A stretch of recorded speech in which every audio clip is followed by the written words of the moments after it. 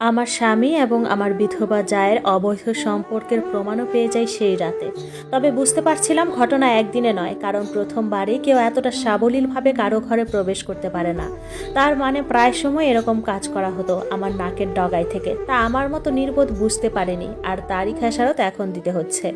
আমার স্বামীকে হাতে নাতে ধরেছি, তাও আজ প্রায় 3.5 মাস হয়ে গেছে। তাকে দেখে নীরবে ঘরে প্রবেশ করি। সে কিছু সময় আতঙ্ক, ভয়, লজ্জায় কিংবা হতভম্ব হয়ে হয়তো দাঁড়িয়েছিল দরজার সামনে।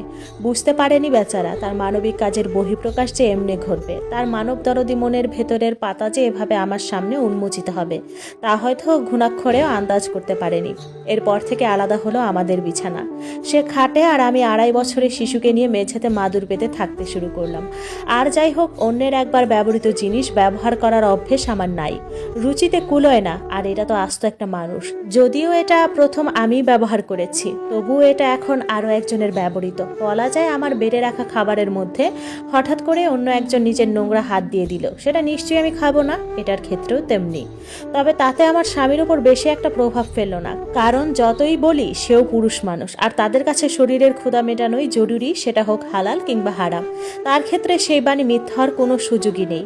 অবশ্য প্রথম 15 দিন সে কিছুটা শান্ত ছিল, একদম আদর্শ স্বামী হওয়ার প্রচুর প্রচেষ্টা করলো, তাতে আমার হৃদয়ে এক চুল পরিমাণ টনকও নড়ল না। অবশ্য সে সেই রাত থেকে শুরু করে পরের 15 দিন হাজারভাবে আমাকে বোঝাতে চেয়েছে, তার করা কাজের হাজারটা যুক্তি দেখাতে চেয়েছে, ক্ষমাও চেয়েছে, এমনকি 2-4 বার পায়ে ধরেও ক্ষমা চাওয়ার চেষ্টা করেছে, কিন্তু প্রতিবারই আমি এড়িয়ে গিয়েছি।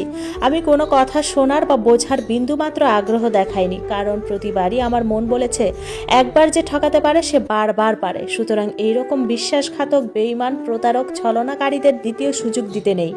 আমিও তাই করেছি, তবে ভেবেছি হয়তো শুধরে যাবে, কিন্তু তেমন কিছু হলো না। বরং 15 দিন পরেই সে আমাকে বৃদ্ধাঙ্গুলি দেখিয়ে আবারও নিজের কাজে লেগে পড়ে।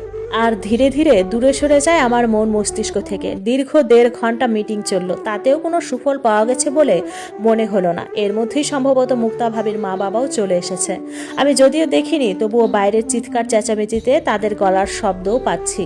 তাই ধারণা করেই বললাম, পুরো সময়টাই থেমে থেমে শুনতে পেলাম আমার ননাসের মুখ থেকে নির্গত হওয়া কিছু বিচ্ছিরি শব্দ, যা ছিল আমার জায়ের জন্য, তার পাশাপাশি নিজের ভাইকেও দিল লানত, আর আমার জন্য চিরায়ত সান্ত্বনার বাণী। শুধু শুনতে পেলাম না তাদের কোনো শব্দ। আমি জানি এই সমস্যার সমাধান আপাতত নাই, কারণ যতই হোক আপাতত যা মহিলা গর্ভবতী, আর এই অবস্থায় বিচার বলতে যা হওয়া উচিত তা আমাদের মডার্ন জগতে চলে না। ওইদিকে যতই হোক পেটের বাচ্চাটা এই বাড়ির সম্পদ বলেই আখ্যায়িত হচ্ছে, যদিও এটা কেবল বাচ্চাকে বাঁচানোর একটা প্রচেষ্টা জায়ের মা বাবা করছে। আমিও অবশ্য তাতেই খুশি, কারণ যাই হোক এতে ওই গর্ভে থাকা অবুঝ প্রাণের কোনো দোষ নেই। তাছাড়া এমন একটা সময়ে জানাজানি হলো যে অ্যাবর্শন করানো যাবে না, মা বাচ্চার জীবনের ঝুঁকি রয়েছে।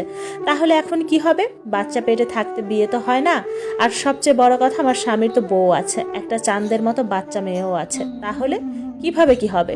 এইদিকে এই কথা যদি বাইরে জানাজানি হয়, তাহলে তো এই বাড়ির এত বছরের অর্জিত সম্মান সব ধুলোয় মিশে যাবে। আবার আমার স্বামী মহাশয় গো ধরে বসে